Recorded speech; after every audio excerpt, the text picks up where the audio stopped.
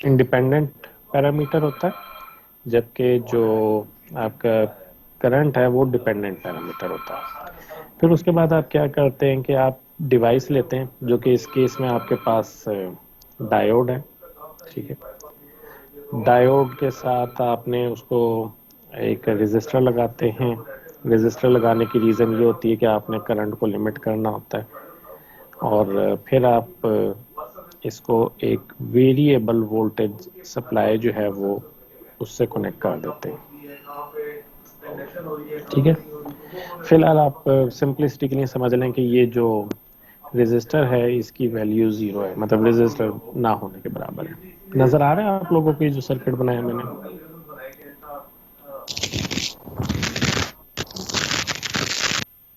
जी sir, नजर आ रहा है।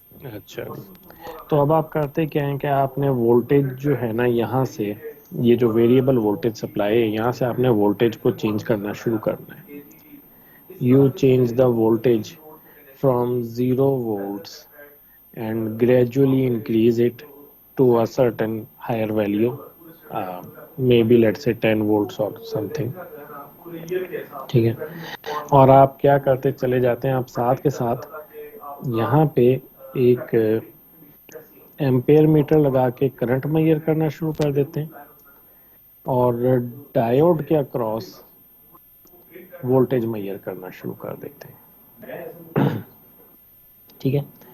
तो ये वोल्टेज जो डायोड के अक्रॉस है, ये जो रेड में मैंने लिखी है, और ये करंट जो कि डायोड से गुजर रहा है, ए रेड में जो मैंने मेंशन किया, ये है वो चीज़ जो कि आपने ग्राफ पे प्लॉट करनी होती है, ठीक है। और इसकी वैल्यू सप्लाइड वोल्टेज से डिफरेंट होती है, सही।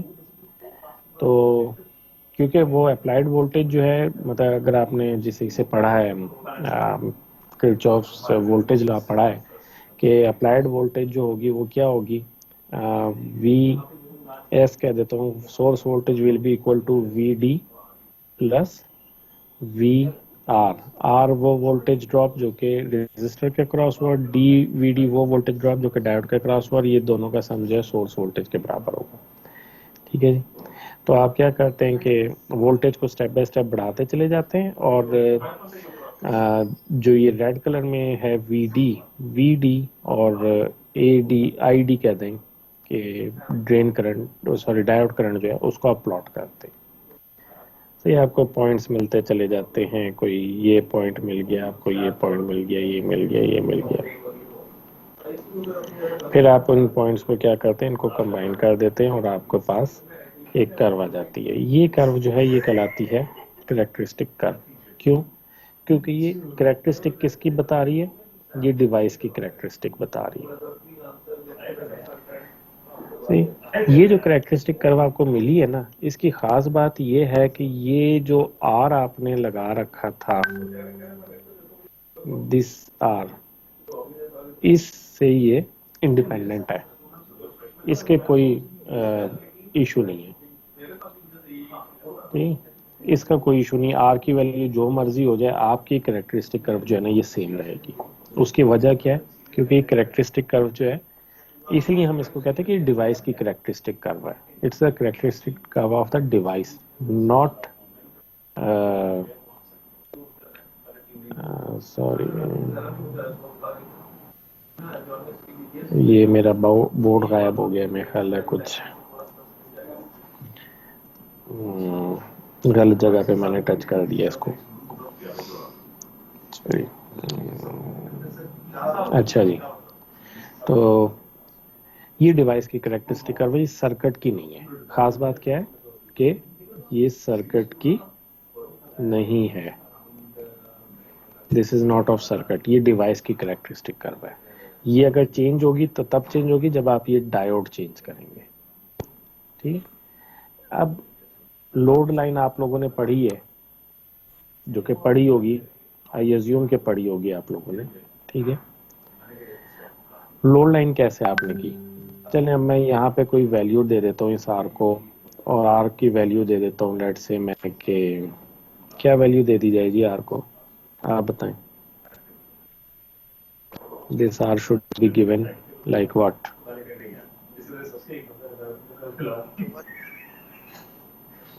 नहीं आवाज आई। सर 1K दे दें वैल्यू। 1K दे दो। अच्छा उमर शरीफ आप बताएं क्या वैल्यू दे दी जाए इसको।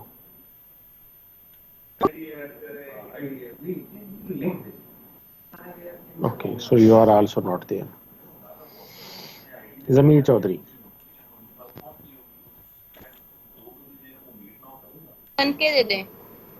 हेलो 1K जी जी कितनी दे दी जाए। जी सर 1K दे दे सर। 1K दे दो। अच्छा चले जी 1K वैल्यू दे देते हैं इसको। 1K इसको वैल्यू दे दी। अब ये बताएं कि इसकी हमने लोड लाइन ड्रॉ करनी है इस सर्किट की। ठीक है लोड लाइन ड्रॉ करना देख लिया ना आप लोगों ने आर्टिकल 2.2 में। तो वो बताएं कैसे ड्रॉ करेंगे। कर सर सकते हैं ड्रॉ। ये करंट की लाइन को इंटरसेक्ट कर रही है और वोल्टेज की लाइन को भी इंटरसेक्ट नहीं वो तो बाद ये में टच कर इंटरसेक्ट रही है। करेगी पहले। पहले ड्रॉ तो करें। इंटरसेक्ट तो बाद में करेगी।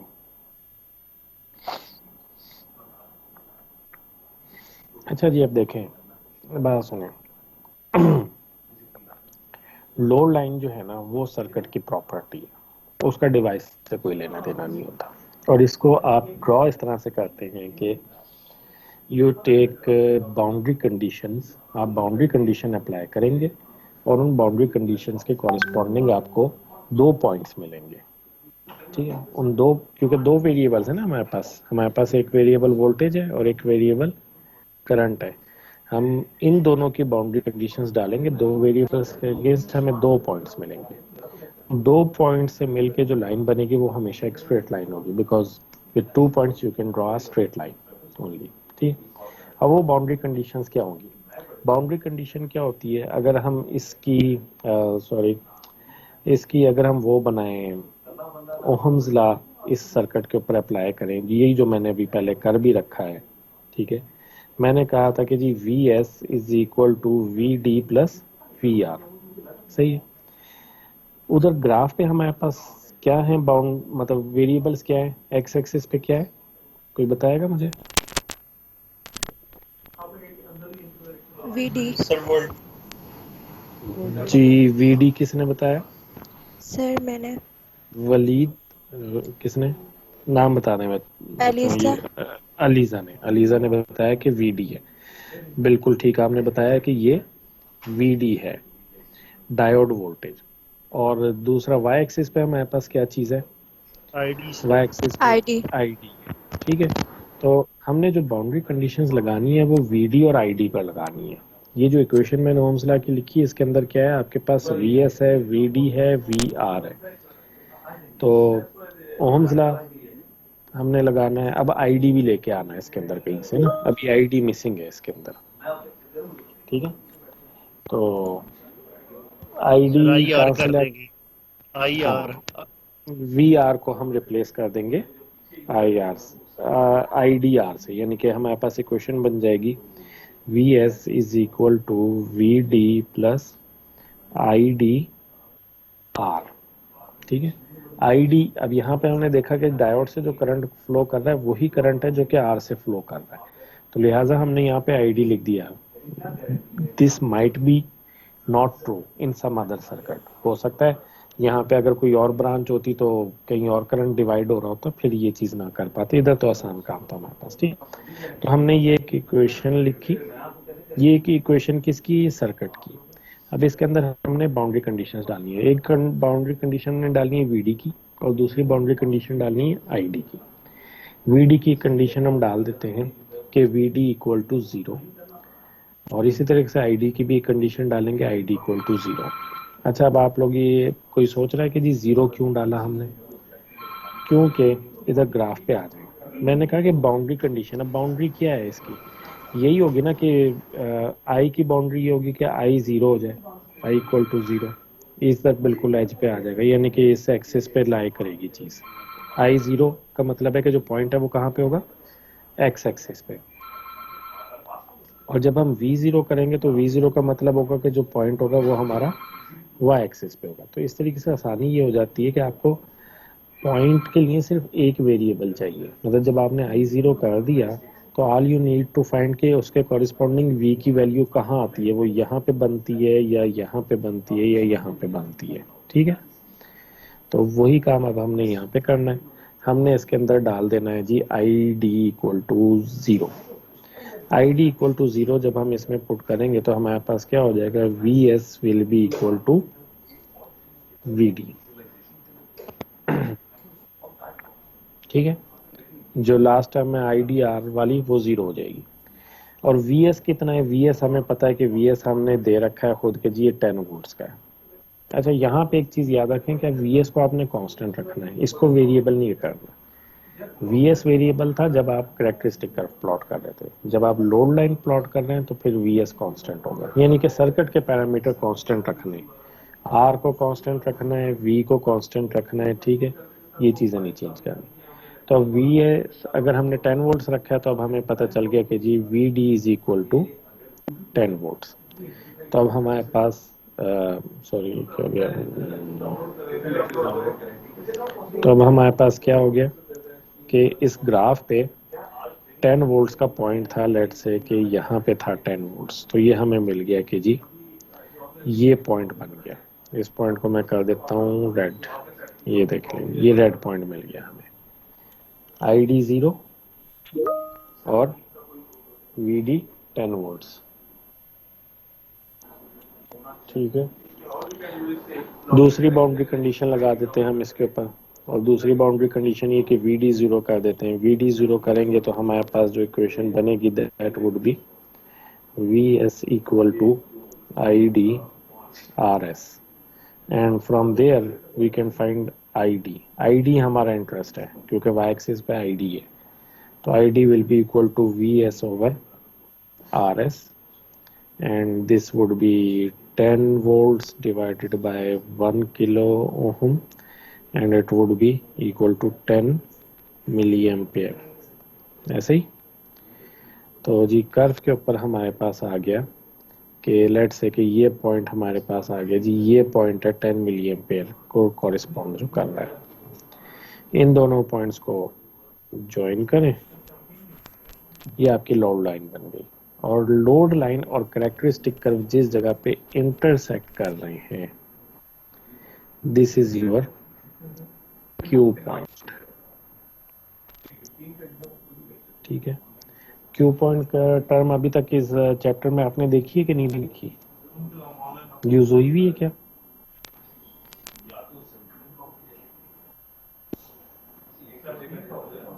जी, कोई नहीं बता रहा मुझे, या पढ़ा नहीं?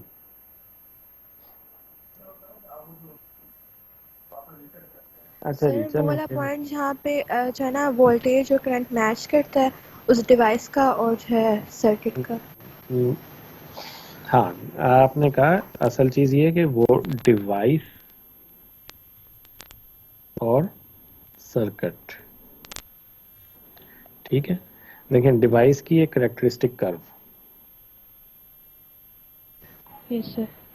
और सर्किट की है लोड लाइन। और अभी आप लोगों ने अगर गौर किया हो तो लोड लाइन बनाते वक्त डायोड कैसा था उसका कोई जिक्र नहीं हुआ। डायोड का फॉरवर्ड बायस हो रहा है, कब रिवर्स बायस हो रहा है, कोई उसका जिक्र नहीं। और सिलिकॉन का, जर्मेनियम का, व्हाटएवर, उसका कोई जिक्र नहीं हो रहा। और इसी तरीके से जो डायोड की कैरेक्टरिस्टिक कर्व बनाई थी उस वक्त आर की वैल्यू वो जो हमने 1 किलो ओम सेट की उसका कोई जिक्र नहीं हो रहा था, वो एक्सपेरिमेंटली बनाई गई है मेजर करके। ठीक है, तो ये दोनों लाइंस दो अलग अलग चीजों को रिप्रेजेंट करती हैं, लेकिन आपका सर्किट ओवरऑल कब काम करता है, जब डिवाइस और सर्किट दोनों चीजें कंबाइन होती हैं। और इन दोनों को कंबाइन करके ग्राफिकली आपको क्या मिलता है, क्यू पॉइंट। क्यू पॉइंट जो है वो आपको बता रहा है कि इस सर्किट में ये डायोड लगाएंगे तो उस डायोड से कितना करंट फ्लो कर रहा होगा। ठीक है, और कितनी उस डायोड के अक्रॉस वोल्टेज होगी। ठीक है, डायोड के अक्रॉस वोल्टेज कितनी होगी। अगर आप इसका आर की वैल्यू चेंज करेंगे, लेट से आपने आर की वैल्यू चेंज कर दी, आर की वैल्यू चेंज करने से क्या होगा कि आपके पास ये जो 10 मिली एम्पेयर की वैल्यू यहाँ पे आ रही थी ये चेंज हो जाएगी, ठीक है। ये 10 मिली एम्पेयर जो है वो चेंज होके लेट से के कम हो गया, तो आपके पास जो लोड लाइन है वो भी डाउनवर्ड शिफ्ट हो जाएगी। और लोड लाइन डाउनवर्ड शिफ्ट होने का मतलब क्या होगा कि आपका क्यू पॉइंट जो है वो भी अब ये ग्रीन वाला बन गया, तो अब आईडी की वैल्यू जो है वो डिफरेंट हो जाएगी। तो इस तरीके से कह लें कि लोड लाइन और कर्व ये दोनों चीज़ें मिलके आप ग्राफिकली देख सकते हैं कि आपका डायोड या जो भी डिवाइस है वो किस वोल्टेज और करंट पर ऑपरेट कर रहा होगा इस पर्टिकुलर सर्किट में, ठीक है। कोई रिपीट करेगा, इससे क्या पता चला आपको? एनीवन? सर इससे ये पता लगेगा कि सर्किट किस पॉइंट पे वर्क कर रहा है, वर्किंग किस पॉइंट पे, मतलब डायोड किस पॉइंट पे वर्क कर रहा होगा सर्किट में। पॉइंट नहीं है, कोई और बात करें। यार देखें, आपने एक इससे सर्किट ये पता बनाया, चलता है कि सर्किट ऑपरेट किस वोल्टेज और करंट पर होता है होगा हो रहा होगा, बिल्कुल। यानी कि देखें, आपने सर्किट बनाना है।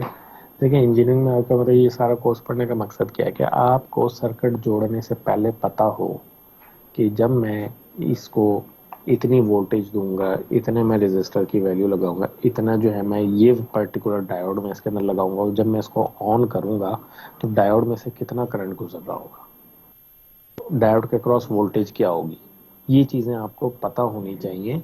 एज एन इंजीनियर आपको पेपर पे ही पता चल जाना चाहिए बगैर बनाए, ठीक है। आपने अपने सीनियर से कभी सुना होगा ना, प्रोजेक्ट कर रहे हैं जी, एफआईपी कर रहे हैं, आईसी जल गई है, हमारा डिवाइस जल गया, सड़ गया जी, उसमें पटाखा हो गया और वो जी जल गया, अब हम क्या करें। तो वो गलती क्या होती है उनकी कि वो पेपर पे डिज़ाइन अपना नहीं चेक करते। जब आपने कनेक्ट किया उस टाइम पे ज़्यादा करंट फ्लो हुआ, डायोड डैमेज हो गया, नुकसान हो गया। ये नुकसान नहीं होने देंगे, ये आपने पेपर के ऊपर सेलेक्ट कर लेनी है चीज़, ठीक है।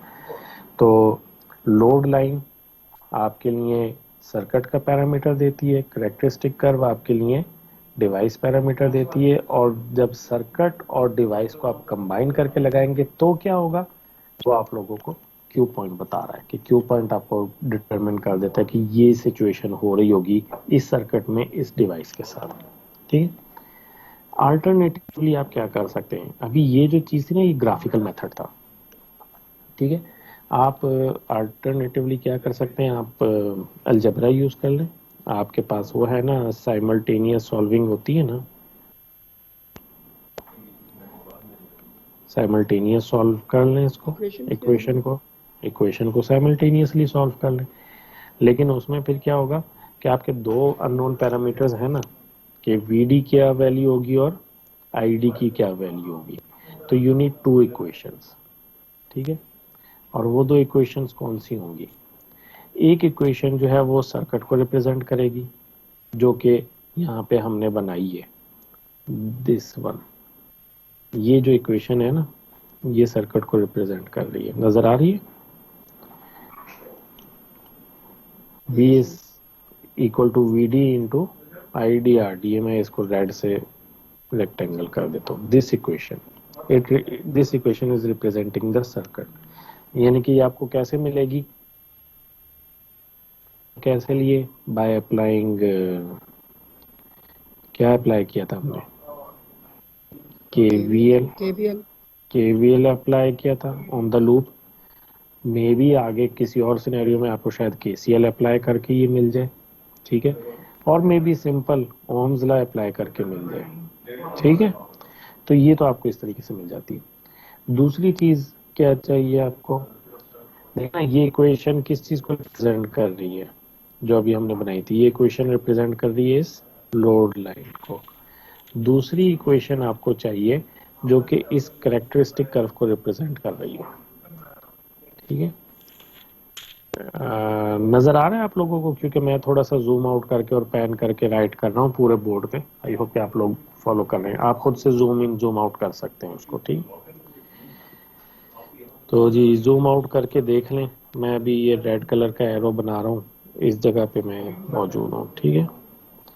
अच्छा जी, तो दूसरी जो है वो डिवाइस की कैरेक्टरिस्टिक कर्व। कैरेक्टरिस्टिक कर्व के लिए भी आपको एक इक्वेशन चाहिए, और वो इक्वेशन कहाँ से आएगी, ठीक है। कोई आइडिया जी कहाँ से आएगी? ये डायोड की इक्वेशन पता है आपको?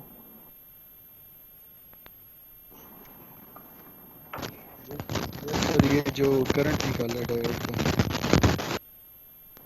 हाँ, कहाँ पे निकाला है आपने इक्वेशन का, वो बताएं मुझे। सर इक्वेशन नंबर ये V S is equal to I D और आर एस सर यहाँ से। नहीं नहीं नहीं, इक्वेशन नंबर कौन सी? 2.2 कह रहे हैं आप?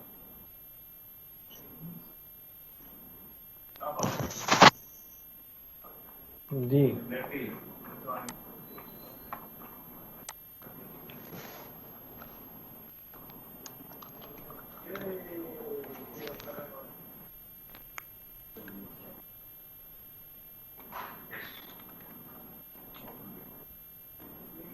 जी, बताएं ना, कोई तो बताए मुझे।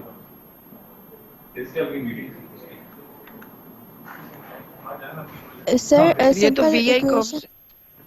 सर ये कर्व से ही पता चल जाएगा ना, सिंपल जो है v divided by r, i, r is equal to b। Ohm law से सर। देखें कर्व से आप देखें, जो लोड लाइन वाली है ना, वो तो देखें बड़ी सादी सी इक्वेशन थी, ठीक है। डिराइव भी बड़ा इजीली होगी, V S is equal to V D plus I D R, ठीक है। और अगर आप लोगों ने वो थोड़ा बहुत पढ़ा है ज्योमेट्री, तो आपको आइडिया हो गया होगा कि ये इक्वेशन जो है ये आराम से आपको वो दे रही है। यानी कि इक्वेशन देखते ही पता चल जाता है कि ये तो स्ट्रेट लाइन की इक्वेशन है, ठीक है।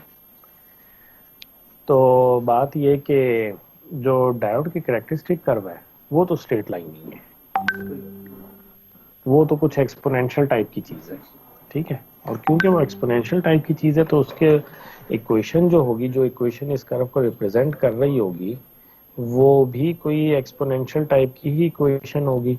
अब क्वेश्चन मेरा ये है आप लोगों से कि क्या आप लोगों ने ये इक्वेशन कहीं पढ़ी है पहले, इस कोर्स में या प्रीवियस किसी कोर्स में?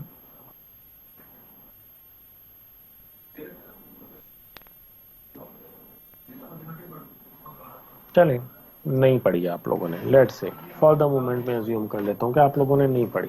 तो इक्वेशन होगी क्या? चलें बात करते, इक्वेशन क्या होगी। This equation will be representing I D as a function of V D, ठीक है ना। डायोड के अक्रॉस जो भी कोई वोल्टेज अपीयर हो रही होगी, उसके कॉरेस्पॉन्डिंग आई डी की वैल्यू उससे जनरेट होगी, ठीक है। इस तरह की एक इक्वेशन आपके पास आ जाएगी। और अब इस इक्वेशन को, ये जो इक्वेशन मैं इसको कह देता हूँ ए, इक्वेशन ए, और वो जो हमने पहले लोड लाइन वाली बात की है ना, उसको मैं कह देता हूँ equation B.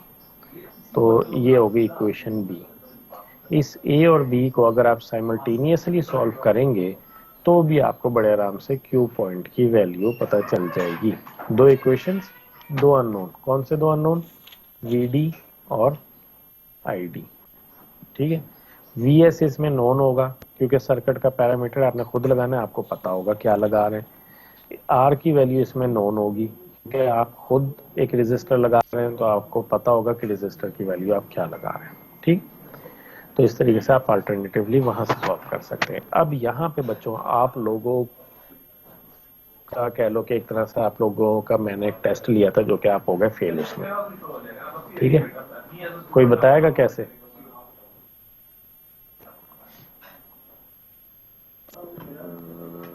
Let me check के कौन बताएगा।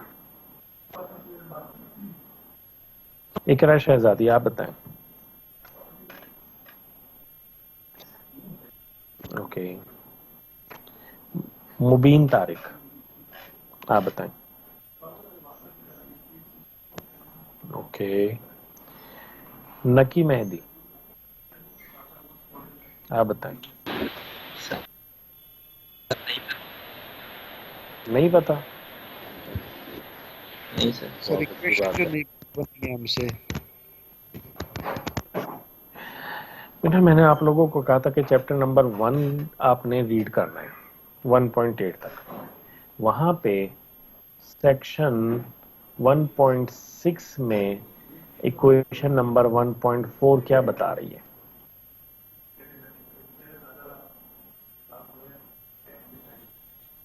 ठीक है, अब जरा आप खोल के देखना कि सर इस इक्वेशन इक्वेशन। के बारे में बताना है कि ये इक्वेशन किस तरह आई।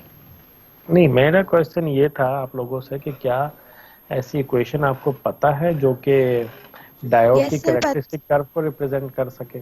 तो सर ये तो किसी ने नहीं कहा कि सिंपल वो वाली इक्वेशन है कि इंडिपेंडेंट वेरिएबल जो है ना डिपेंडेंट पे वो डिपेंडेंट वेरिएबल इंडिपेंडेंट पे डिपेंड करता है।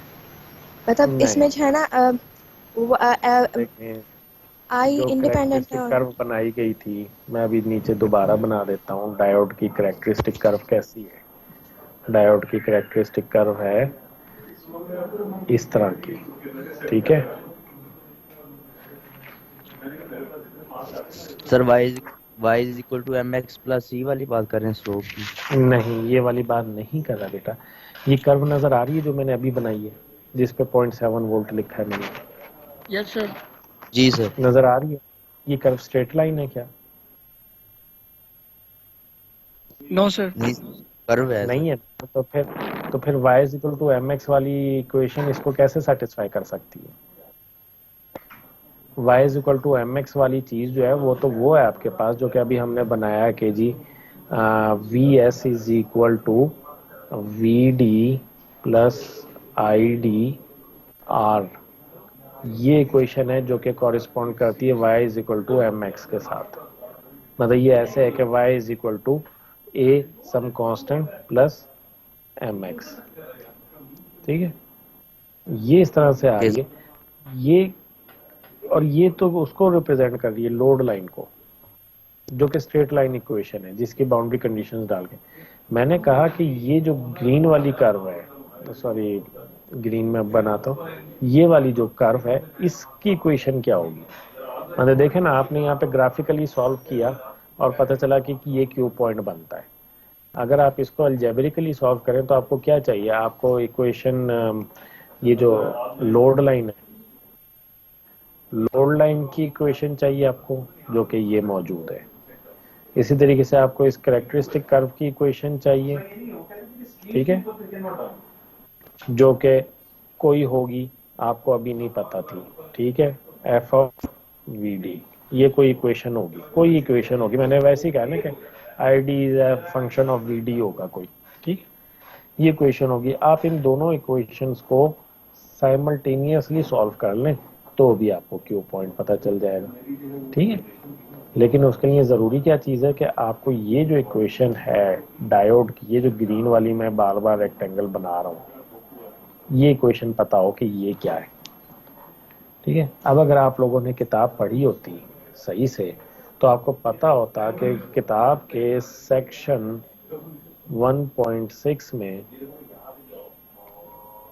इक्वेशन नंबर 1.4, ये इक्वेशन है जो कि हमें चाहिए, ठीक है। तो ये टेस्ट आप लोगों का फेल हुआ है कि आप लोगों ने किताब को नहीं पढ़ा। इसके अगेंस्ट मैं कोई ग्रेडिंग नहीं करने लगा, बेफिक्र रहें। लेकिन इससे आपको ये पता चल जाना चाहिए कि अगर मैं आप लोगों को कहता हूं कि आपने एक सेक्शन पढ़ना है, एक किताब पढ़नी है, तो वो आपको पढ़नी पड़ेगी। मुझे पता है वहां पे क्या लिखा हुआ है, और मुझे ये पता है कि उसमें से कौन सी चीज मैं आपको नहीं बता रहा। You are suppose to pick it from there, ठीक है। It was just an example. मैं आपसे क्विज ले सकता था इस मौके पे कि ठीक है जी, चलें इन दोनों को पैरेलल सॉल्व करके बताएं, इक्वेशन आपको पता होगी। फिर आप सोचते हो हमें तो इक्वेशन नहीं पता, और मैं कहता बेटा मैंने आपको कहा था कि पढ़ लें चैप्टर नंबर 1, उसमें लिखी हुई इक्वेशन। अगर आपको समझ नहीं आई थी तो मुझसे पूछ लेते। ठीक, तो you need to read the book. ठीक है जी। जी तनवीर हुसैन, जो इक्वेशन अब आप शेयर कर रहे हैं ये इक्वेशन की बात कर रहा हूँ मैं, बिल्कुल ऐसे ही। ठीक है, लेकिन अभी मैं ये बात नहीं कर रहा कि ये क्वेश्चन आई कहाँ से कैसे, क्योंकि ये आप पूछेंगे तो मैं बताऊंगा ना। मैंने आपको कहा था कि जी पढ़ें, अगर समझ में ना आए तो मुझसे पूछ लेना। अब आप लोगों ने नहीं पूछा, आई अज्यूम कि आप लोगों को पता है कहाँ से। ठीक है जी। असल में सर रीजन ये है कि बुक हम पढ़ते हैं, उससे तो सर मल्टीपल क्वेश्चंस रेज होते हैं। अगर एक एक क्वेश्चन बता दे तो सारा लेक्चर इसी पूछें तरह ही खत्म हो जाएगा सर। तो पूछें, मैंने स्पेशल पिछला लेक्चर रखा ही इसलिए था कि आप एक एक क्वेश्चन पूछें। सिर्फ एक क्वेश्चन पूछा गया था, बाकी मैंने ही खुद से आगे पीछे और चीजें बता दी थी, आप लोगों ने नहीं पूछे क्वेश्चन। ठीक है, तो चलें जी, लेक्चर यहाँ पे एंड करते हैं। असल में और सर रीजन ये है कि जो ये चैप्टर्स हैं हम रीडिंग कोशिश करते हैं, लेकिन हमारी इन चीजों की जो समझ नहीं आती। आप पहले लेक्चर दे दिया करें, फिर उसके बाद हम बुक भी पढ़ेंगे, फिर हमारा जब कॉन्सेप्ट हाई होगा फिर आपसे क्वेश्चनिंग भी हो जाएगी नेक्स्ट बेटा बात नेक्स्ट जो सुने, आप आएंगे। आप अभी इंजीनियरिंग में पहुंचे हुए हैं, ठीक है। इंग्लिश आती है ना आप लोगों को? आपका जो मीडियम ऑफ इंस्ट्रक्शन है ना for this course, that is English. IELTS का टेस्ट दिए कभी? नहीं सर। नहीं दिया, चलो आगे